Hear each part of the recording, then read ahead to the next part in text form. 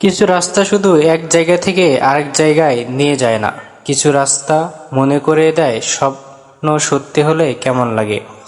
আজকের এই পথ চলা বাংলাদেশের গর্ব, আমাদের পদ্মা সেতু।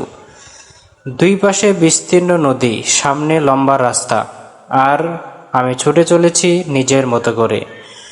বাইকের গতি যতই বাড়ছে, মনের ভেতরটা যেন ততটাই শান্ত হয়ে যাচ্ছে।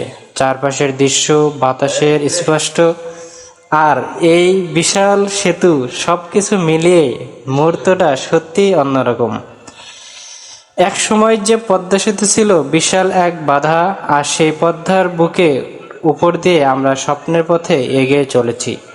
জীবনেও হয়তো সবসময় বড় কোনো গন্তব্যের প্রয়োজন হয় না, কখনো কখনো পথটাই হয়ে ওঠে সবচেয়ে সুন্দর গল্প।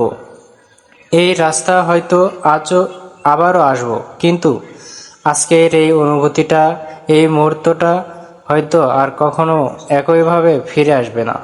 পদ্মা সেতুর ওপর দিয়ে এই ছোট্ট যাত্রা আমার স্মৃতির পাতায় থেকে যাবে অনেক দিন, কারণ কিছু ভ্রমণ শেষ হয়ে যায়, কিন্তু তার অনুভূতি থেকে যায় সারা জীবন।